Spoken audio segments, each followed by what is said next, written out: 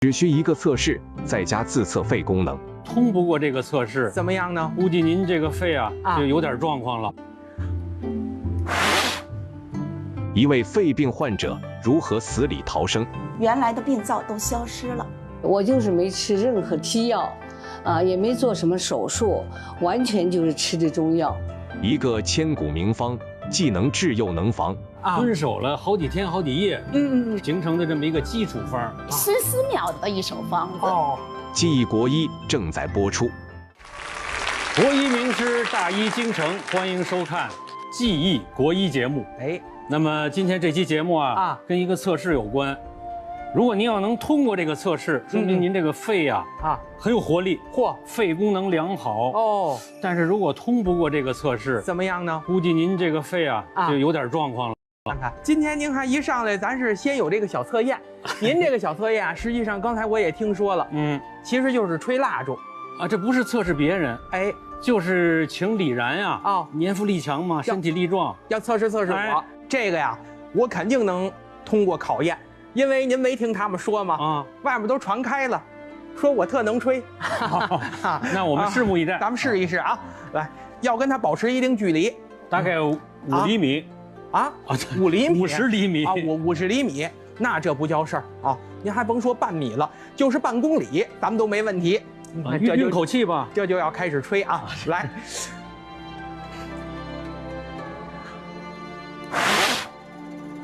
哎呦，演砸了！这个头一下，我得先适应适应这个场地，尝试一下，尝试一下，热个身啊！再来一次。再接下来再追别往前，不往前磨蹭啊！不往前啊！来，你看这回肯定就吹灭了。这灯太亮了吧，有点儿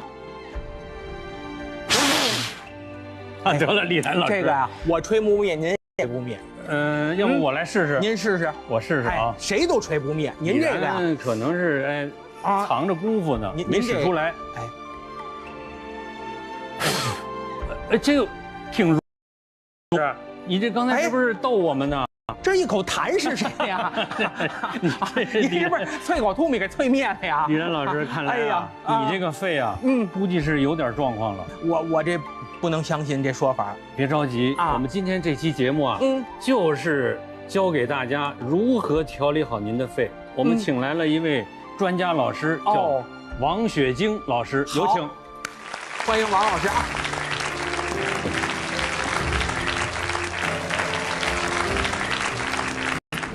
王雪晶，主任医师。秋天是养肺的季节，肺病专家会给他的患者提出什么建议？我们编导抄写了专家的几十个方子，发现其中大多数方子当中都有同样的3味药材。我们将这个方子带到了现场，在节目当中为大家揭晓。再次欢迎王老师，欢迎您啊！那王老师没空着手来带着东西来的。你看，还给我带了点礼物，不是给你的，不是给我的，是给观众朋友的。这是个礼盒它是宝盒。这里面还内藏玄机，你知道里边有什么吗？应该是千古名方，因为这上面都写着呢。写着呢。这里边是我们这个编导遵守了好几天好几夜，抄写了好几个药方形成的这么一个基础方。那咱们打开瞧瞧吧。现在不能打开，节目最后再给大家揭晓。至于有几个方子，这里还不止一个呢。因为您现在要一打开一揭晓，大伙儿全都不看电视了，是吧？全奔方子去了，抓药去了。好，咱们等一会儿啊。王老师，这个药方的来历，您跟我们说一说。既然是千古名方，咱们就从这个我们中医的经典著作中，来找寻张鹏老师说《大医精诚》，知道《大医精诚》的作者是谁吗？是孙思邈。对，孙思邈的一手方子。千金方。对，出自千金方。对，出自千金方。一上来，刚才这个张老师让我先做了个小测试。说我呢，如果能把这蜡烛吹灭了呢，算是个正常人。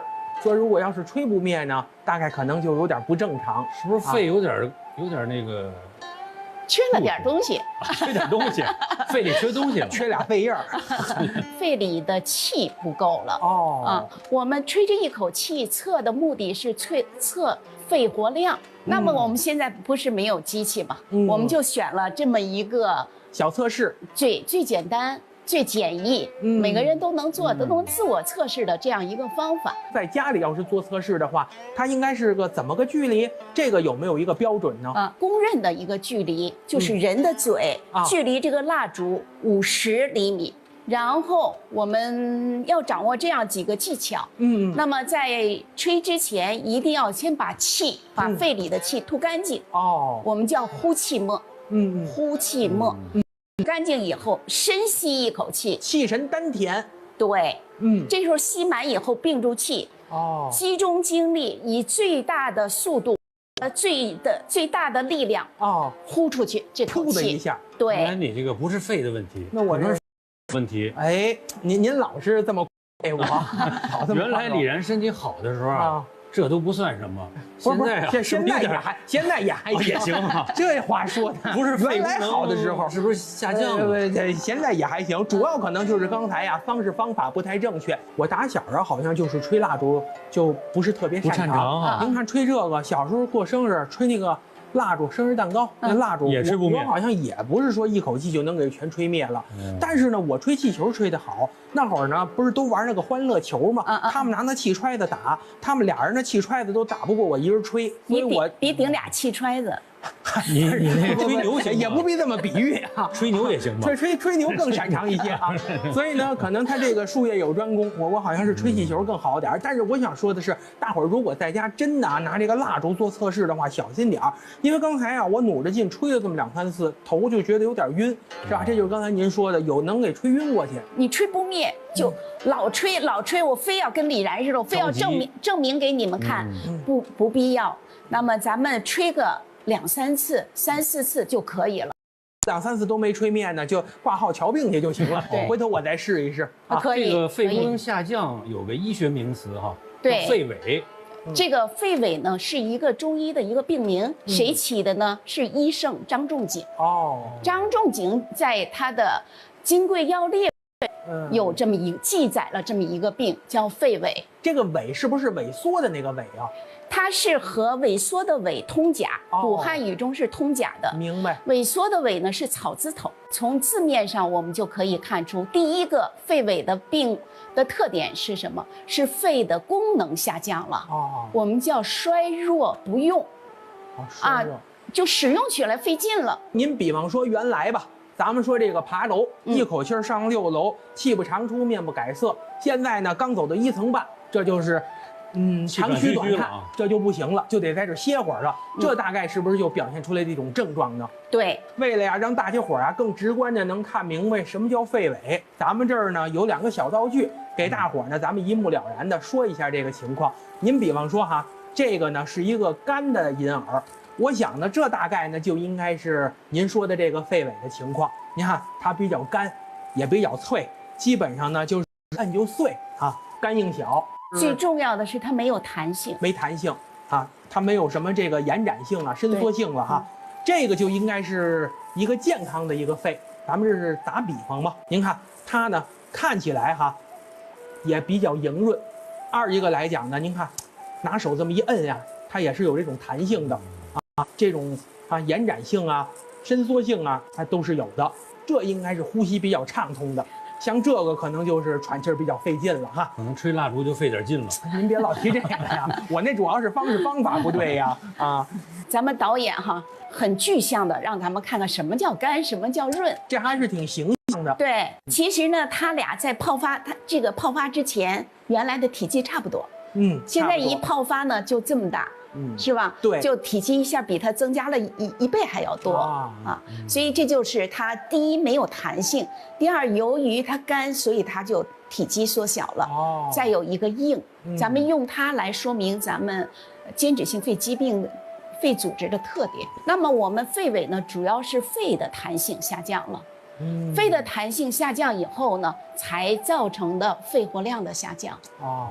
它为什么呢？因为我们知道肺呢是一个含气的器官，如果呢，我们这个肺泡以及它周围的结构被实性的东西填满了以后，再想把这个肺泡把它拽开，拽不开了，再让它弹回去，回不去了，很困难，也就储藏不了气了。对，所以它肺活量，它进气的量在减少，它自然吐这口气的量。肺活量也就下降了。哎，那王老师，这个是不是有点像咱们常说的那个叫做肺纤维化呀？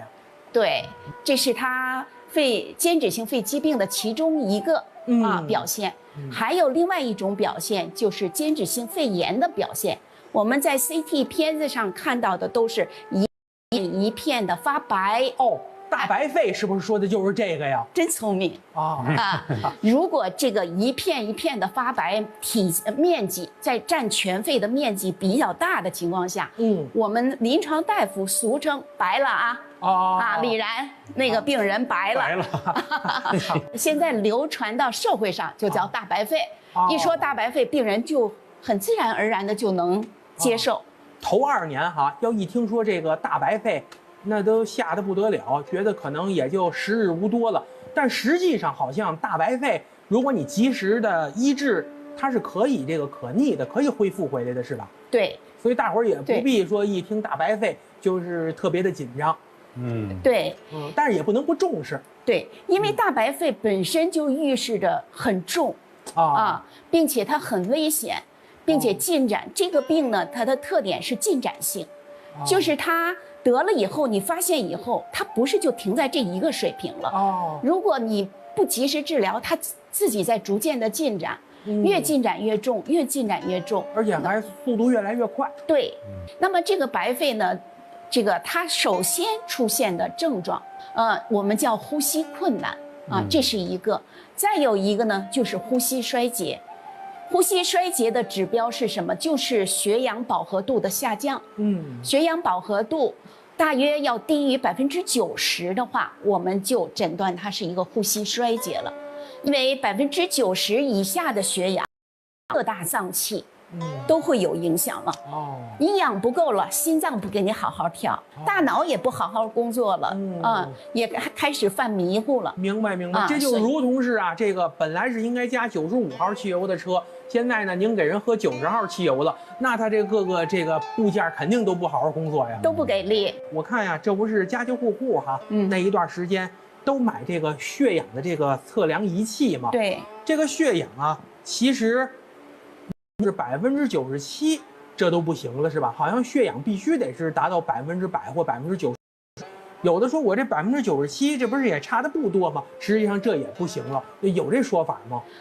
不是的因为血氧呢是氧饱和度它是一个比值。那么这氧饱和度受什么影响呢？受你这个空气中的气压的影响。在海平面上是可以达到100%的。北京地区呢，多多少少有一点海拔40到50的海拔。我们定的标准呢是95到98。王老师诊治过的一个病人刚开始以为是普通肺炎后来直接细一看弄进 ICU 去了，这么严重出现生命危险了。您瞧瞧，我们那个编导还特意去采访了这位患者我们来看一段 VCR。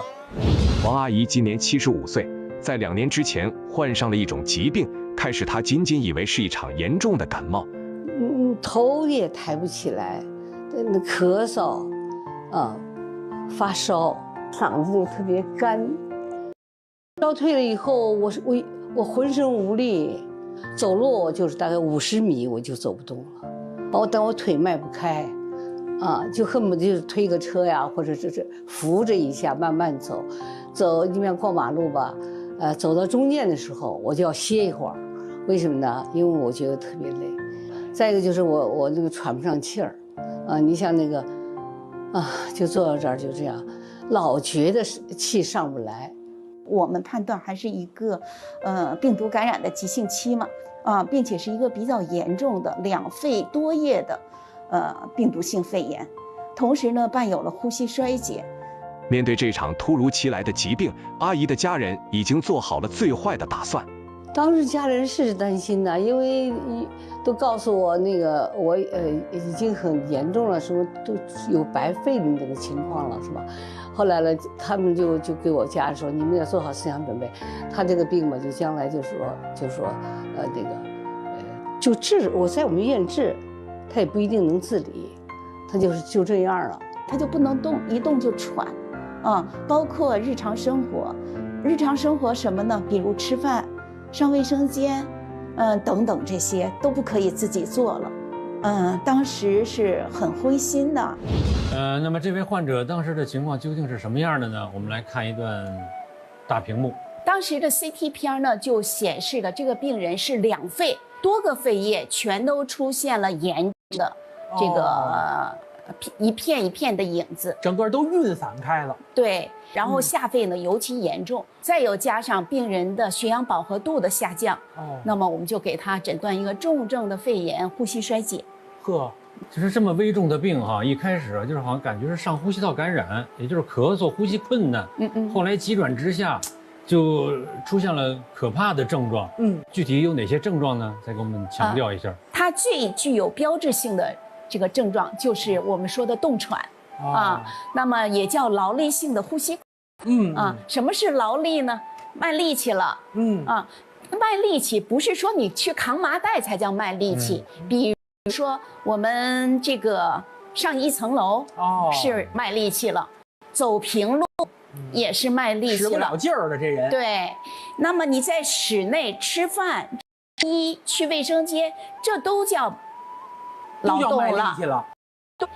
所以呢，大家看这个卖力气是有等级的，我们医学也把分几个等级，能上楼，这说明还可以，能走平路，次一级，那么平路也走不了了。那么日常生活吃饭呐、刷牙呀、洗漱啊、起床穿衣服都呼吸困难，那就更次一级。那这人就没什么生活质量了呀。对，抬眼皮呀，这个说话呀，这些都叫劳力。哎呦，抬眼皮都不行啊。抬眼皮需要能量啊，没有能量，中医讲的气，没有气，你眼皮都抬不起来呀，对吧？病入膏肓了所以呢，这个就是劳力性的呼吸困难中医喘，这个是它的一个标志性的症状。再有一个就是剧烈的干咳或者是很少一点点痰的干咳这是它第二个。再有一个呢，就是出现的紫绀。紫绀为什么出现紫绀呢？是血中的缺氧了血中的缺氧了，出现的紫绀。就是嘴唇都是紫的，末梢都紫嘴唇紫，末梢都紫，手指头尖儿、耳朵唇也紫对，手指尖儿都紫，我们叫紫绀末梢的紫绀那么还有一个呢，就是杵状指。这个杵状指是什么？意味着什么？意味着长期慢性的缺氧就这个手指头都粗了吧？它一个是往宽了长就像那个鼓槌那个杵鼓槌似的就像鼓槌一样，它把末端呢膨大，然后手指甲盖是鼓起来的，侧面一看手指甲盖是鼓起来的，所以又宽又厚就像一个鼓槌为什么叫杵状指？大家知道李白那个铁杵磨成针那个故事对，就是鼓槌的意思。磨成针了，原来是好像杵指现磨的磨成针也不行，这是一个杵状指。再有一个，我们临床大夫还有一个听诊，拿着听诊器听病人的肺叶。什么叫肺叶？不在中心起到后背听，对，在肺叶边缘地方去听，用听诊器听，可以听到一个就是典型的代表性的声音，我们叫爆裂音。您要说到这儿我们能现场让大伙儿听听。来，是这个声音吗？就是这个声音，就它最接近于爆裂音。我们带学生的时候形容，就是这个声音的特点，清脆。高调这有点吸气的时候，吸气末，对，你说的很对，在吸气末在肺叶里能听到这个爆裂音，它预示着肺间质出现了纤维化，挺严重的还。对。您看刚才啊，这个王老师啊给大伙儿做了普及了。您比方说，您这一抬胳膊、一抬眼皮，恨不得您都觉得喘不上气儿来了，这您就赶紧上医院去得了。这位患者出院以后啊，康复以后，我们的记者啊，还做了一段采访，还见着人家了。我们来看一下。结合阿姨相差1年的 CT 片，我们看到了可喜的变化。这一片，这就是一个炎症的一个表现。大家看，这是治疗了1年以后相同的位置，这一片已经消失了，吸收的好。这是上一层面，大家对比一下啊。那么再往上一层面，大家再对比一下这一片。那么再上一层面，这一片和这一片都明显的干净了，原来的病都消失了。很好啊，现在基本上我都就是像正常人一样啊。没事我就学钢琴，参加了钢琴班，唱歌，慢慢唱歌，他有那个丹田的气啊，我都慢慢让他恢复。昨天我还试着参加那个合唱团，就参加考试了。我就要求自己，就是要加强锻炼，每次走那么3、4圈，一圈大概有800米吧。对，我就是没吃任何西药，啊，也没做什么手术，完全就是吃的中药。然后这个病人呢非常好，我也多次的向他表示了感谢，他就始终相信我，始终跟随着我，2周来一次看门诊，2周来一次看门诊，特别配合。您感谢他是因为他配合您，相信所有大夫所有病人，只要信任大夫，给你充分的信任，追随着你治疗，我认为大夫就要由衷的去感谢病人。他这份信任很金贵。您说真好，谢谢你，李然。是，我一会儿也找您去。而且呢，我觉得任何一种疾病啊，最后能够真正的控制住或治好了哈，就像您说的似的，需要医生和患者之间，现在常说那个叫做双向奔赴。对，如果大夫呢告诉你怎么吃药，都跟你说的很清楚了，但是呢你不信任这个大夫，你说这行吗？吃2天不吃了，搁那儿了，其实你这个病怎么也好不了。对啊，所以就是需要互相的信任，然后呢才能够最终的达到一个好的结果。李然说的特别对，大家也知道慢性病咱慢慢治。有些人常说哈，中药就是慢慢治，不是的，是这个病确实是慢，比较难治。他治疗的这个治疗周期就很长。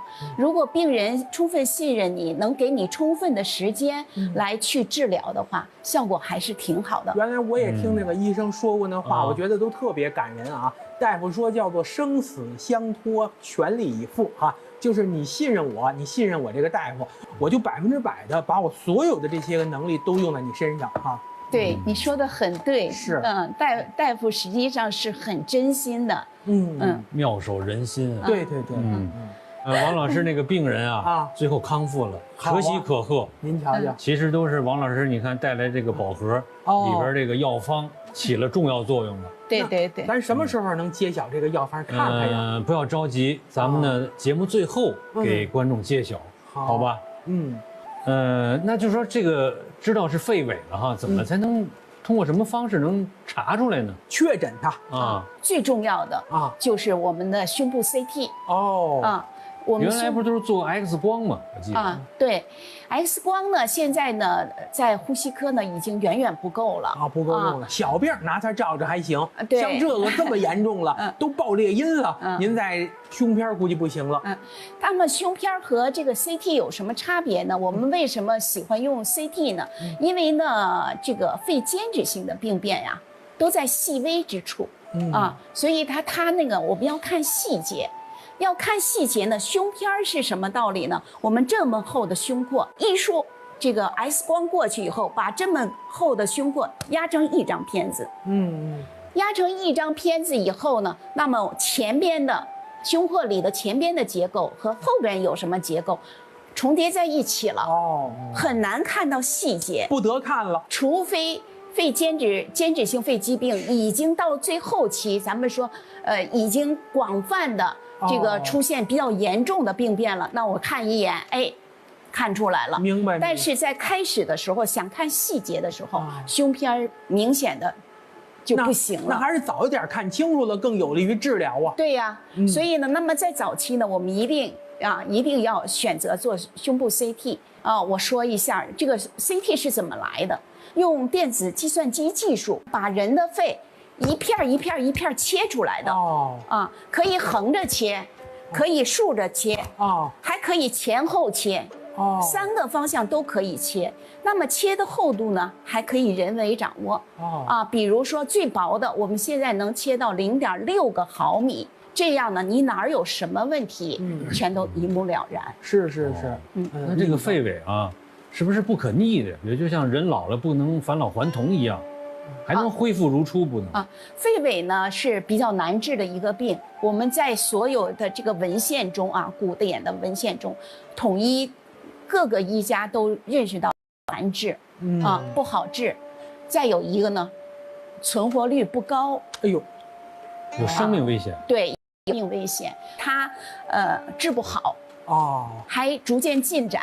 你治不好，它就逐渐进展，越来越重，越治越重，越治越。现在病人就有说大夫治病越治越重，不是的，是它本身的自然进展。但是呢，现在看来呢，还是有一些病人治疗以后效果还是很好的。那么临床上呢，有一部分病人呢症状得到了明显的缓解，比如剧烈的咳嗽病人呢能够这个经过治疗，可以把咳嗽就缓解了。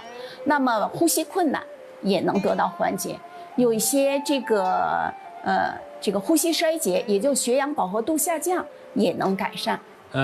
您觉得就是说像这个没有这些症状、明显症状的，是不是也有高危人群啊？间质性肺疾病呢，它就是可以有200多种原因造成的，有一部分我们已经明确了是什么样的原因容易得这个病。那么首先就是咱们说的吸烟人群。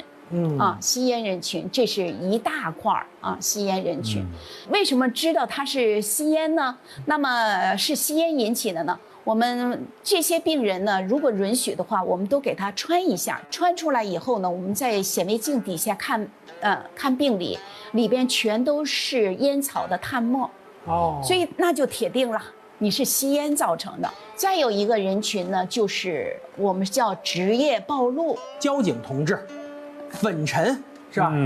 就是在这个矿工有吸收这粉尘的工作。你俩都入道了所以就这接触粉尘的这种职业，这个粉尘呢，我们叫无机无机粉尘、无机颗粒也就是他们这个工作环境中的空气吸入的空气里头含有大量的这种粉尘那么可以造成这个间质性肺疾病。还有一类叫有机粉尘，有机粉尘呢，它是有活性的，比如说养鸟人群，养鸽子、养鸟它长期跟这个禽类接触，禽类的粪便是可以的。还有呢，大棚里头种蘑菇，这也是那个菌。蘑菇是真菌呢蘑菇是真菌呢，它真菌呢，它大棚又不通风，是吧？它又潮湿又闷热，然后你在这样一个封闭的环境中，它这个真菌它就有孢子有菌丝，它这脱落以后可以飘荡到这个空气中，所以一部分这个种蘑菇的人出现这个间质性肺疾病，我们叫有机粉尘。那您比如说种花呢，有些人特别愿意在这个叫做什么阳光房里头种好些个花，那它这个会不会花粉会不会也影响？花粉呢，这个只是一个这个过敏它的花粉呢颗粒大，它这个很难吸到这个肺泡里去这个粉尘呢是颗粒越小，危害性越大。明白了比如说呢，我们这个同行曾经做过这样的实验，比如说这个沙尘暴咱们在西北地区大沙漠大戈壁那么这个是不是咱们这些肺癌呀，或者是咱们间质性肺疾病发病率就高呢？还真不高，还真不高因为它那个灰尘颗粒大颗粒大，它进不了多深，对，它到不了这个肺泡里，那么只有小颗粒，然后到了肺泡以后才刺激产生间质性炎症。明白这是特点。还有占了比例比较大的一大类人群，就是咱们全身的免疫系统疾病，比如说系统性红斑狼疮比如类风湿性关节炎，干燥症，皮肌炎，我们这个发现有一些这个免疫系统疾病，它类风湿性关节炎的关节症状还没出现，已经都肺里头已经出现纤维化了。也就是说，有一些免疫系统疾病，它第一症状或第一变化出现在肺里，所以有一些系统性的这个免疫系统疾病的病人，第一诊看的都是呼吸科，而不是风湿免疫科。激动人心的时刻就要到了，咱们要揭晓咱们节目录制结束了吗？不是，王老师不带来一个宝盒吗？这个宝盒里边，据王老师说是有几味药材。千年古方，出在哪儿呢？孙思邈的《千金方》里边。这本书对这个方子是如何评价的呢？这个方子可以益气、养阴、润肺，这个复脉。如果我要是没猜错的话，这是不是我们有一个传统名方叫做生脉饮呀？是这个名字吗？大聪明啊！哎呀，我一听您说的这个治疗方向，好像就是生脉饮。那我们把王老师这个宝盒请上来吧。太应该了，是吧？好，那我就那个去把您那个宝盒拿过来啊！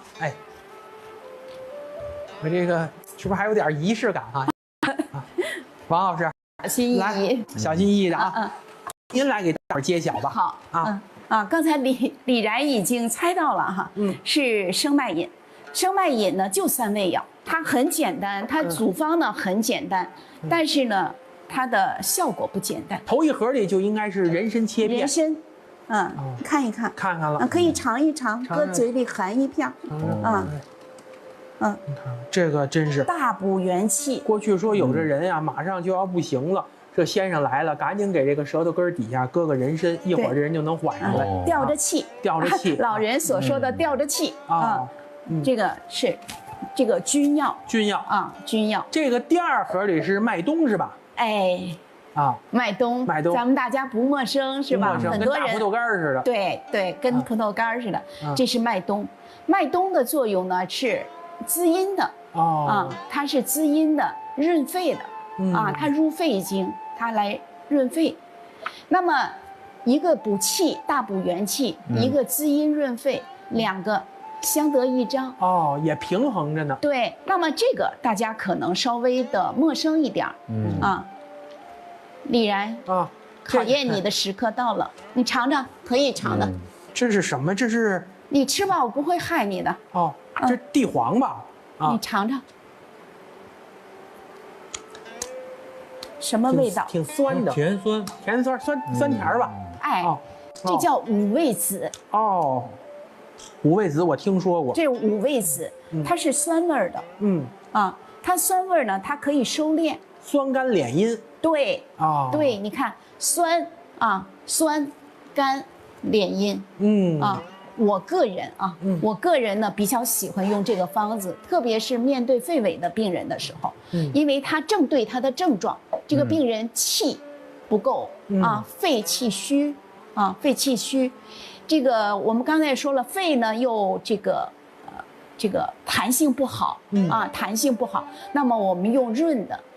用麦冬来润肺来润肺，就别让它那么干呀。对，养阴润肺。用这个五味子来收住别让气都散了这样，一补一润一收。孙思邈用它就是养肺气、练肺阴，这个收肺气。那这3味药怎么配比呢？我认为呢，治病的时候咱们用的量要大。并且呢要不间断的用，天天吃药，这个是治疗的方法，治疗的策略这真是一个基础方。根据病人不同的症状，我们要搭配不同的用药。但是我们预防或者养生是可以的，用不着天天去这个补它，是吧？拿10克人参，20克的这个麦冬那么再拿这个10克的五味子啊。那李然，你得学学这个生脉饮怎么制作了，以后你就离不开这味药了。好家伙啊！这个今天就是蜡烛没吹好，烙一期节目花瓣啊！好，这个怎么制作呢，王老师？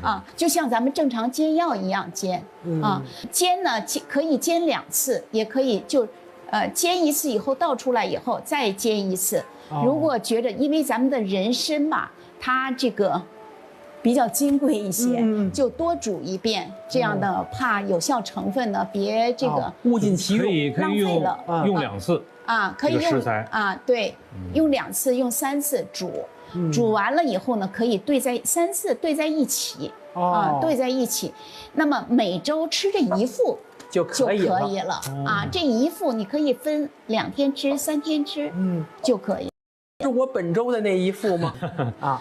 所以呢，那么这个比如这个有些人群肺平时不是特别强的可以用它来作为这个保健还是可以的，可以的可以的。就是这个生脉饮很好啊，但是是不是也有不适合的人群呢？有些人不能喝，有些人能喝，这个有区别吗？对，是这样的，因为呢，我们生脉饮主打的就是益气养阴嘛，练气治的是虚症。中医讲虚症和实症，它主打是虚症。如果你不是虚症，你是个实症，口舌生疮，眼角老起芝麻糊，这个您就不能再喝它了。您就不能了再有呢，还有呢，就是舌苔很厚腻说明湿热很重，也不适合它。所以这个我觉得，只要您但凡一用上药了还是应该到大夫那儿先给您号脉。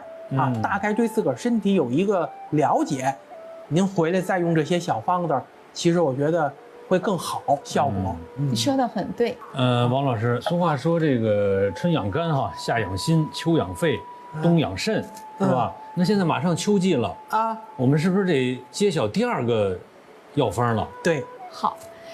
我们准备了。那么秋天呢，我们中医讲的天人合一。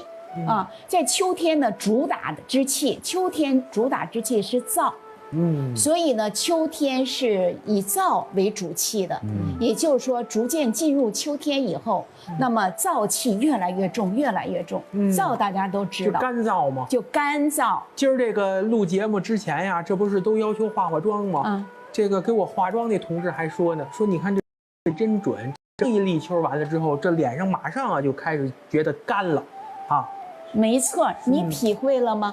咱们8月7号天立秋那一天晚上，你感觉到了吗？凉飕飕的，利索了，身上不那么黏了。马上秋天燥的这个感觉就出来了。是，这是秋天的主气。我们4季和5脏是相连的，那么秋天相连的就是肺那么我们知道肺的特点是什么呢？它喜润，恶燥，它怕燥。他不喜欢燥，他厌恶燥，他喜欢润。他是焦脏对，他是焦脏。他为什么娇气呢？他跟外界相通，对吧？有敌人来了以后先侵犯他。这鼻子眼儿嘴都，其实这气儿都能顺着进去，直接到肺里去。对呀，所以呢，他又是一个又娇气，任务又重。所以呢，那么到秋天的时候，他不喜欢燥。那么咱们怎么能人为的帮助他少受燥气的侵犯？那喝点那个滋润它的呗。对，秋天怎么养肺呢？对，秋天呢，我们就推荐大家吃一些，或者是喝一些，就是这个滋润的食药共存的这样的物质。刚才那个银耳就算是一个可以润肺的，是一个，凡是白的水里头的，好像对，水生的今天呢，这里头跟大家揭晓，也是古方咱们都师出有名的那个也是古方，它是清朝吴鞠通的一个方子。吴鞠通大家可能比较陌生。他的最有名的一篇著作叫《温病调变》。这个倒是常听说。对，因为我们伤寒是一派，温病又是一派，吴鞠通就是温病大家。吴鞠通给大家推荐了一个秋季的一个润肺的一个方子，叫五汁饮。哦，五汁饮，这也哪五汁啊？您看啊，凭我这个，我才疏学浅啊，我这个抛砖引玉。对，您比方说这五汁饮里头应该是有梨汁儿，因为这个季节正吃梨，好像还有这个荸荠，水里面的也是白色的嘛。马蹄，哎，北京叫荸荠，还应该有个芦根儿，对，好像还有芦根儿，也是这个水生植物。还有2个是什么呀，王老师？还有一个藕汁儿。哦，藕汁儿，对，也是水生的。咱们经常吃藕，可以把它榨成汁儿，这藕汁儿。还有一个就是咱们的麦冬，鲜麦冬汁儿。哦，麦冬刚从土里挖出来以后，它是可以嚼出汁儿来的。哦，鲜，我们就可以给它压出汁儿。但这5种植物榨成的汁儿啊，我想想都觉得挺好喝。应该是你想象，应该是比较清香，然后呢比较甘甜，带点药香，那甜丝丝的。咱们品尝一下吧。有吗？给大家带来了。哦，哎呀，我们都有备而来啊。五汁饮啊，对，这都倒在里头了，有点像豆浆的颜色。这我可不敢喝，这个你把那解药先给我，我把这喝了。好，这儿给你预备。你这是这儿有解药，预备有解药，来吧，尝尝吧，在这儿喝吧。可以用人参给你提着气，挺好喝的啊，确实是比较清香，有一种清香味儿。对，就这个五汁饮，老少皆宜。但我听说这个五汁饮好像属性比较寒凉。对，说您比方说要真是脾胃虚寒，常年这个闹肚子的，说这个你就不能再喝了。也有忌讳人群，也有忌讳。对，因为它比较清凉。清凉的东西，咱们是为秋燥来准备的，所以它既润，它又清。如果平时胃就不舒服，吃一点凉的东西胃就不舒服，平时冷风一吹就胃疼就难受，拉肚子的人注意脾胃虚寒的注意是喝它。那这个五汁饮是怎么制作的呀？咱们也得学学呀。都榨汁儿，用咱们现在的榨汁机就可以。榨汁儿完了以后就混合在一起可以喝。您说这个非得是咱榨着汁儿喝吗？比方说把这5种这种食材搁在一块儿煮一煮，喝这个水行啊？没问题呀。但是呢，我总觉着煮出来的成分没有。那肯定。对，没有榨出来的成分的有效含量高，纯，对，纯浓度高，对如果你想这个效果好，我想还是咱们按照这个无鞠通的办法。明白，还是按照老办法来。对，老办法来一定效果就比你煮水要好。今天王老师给我们带来这个宝盒啊，里边这最终揭晓了2个秘方。对对我们都很有用。那我们回去学起来吧，喝起来吧，对，好吧。而且今天这个，我觉得呢，我是近水楼台先得月啊。虽然呢，我知道我刚才那个自测的那个可能呢是我不擅长的一个方式，但是呢，确实也敲响了警钟，是吧？平时的时候呢，一个是尤其秋天嘛，叫做多事之秋，身体也是这样嘛。关注一下自个儿这个肺，因为这个季节肺可能更容易受到侵害。然后呢，有什么身体上的不适啊，刚才我们说的那些个症状呢，您呢该就医及时就医哈。感谢王老师跟我们的分享，谢谢王老师。与君一席话，胜读10年书。是的，我们回去好好养心养肺吧。好嘞。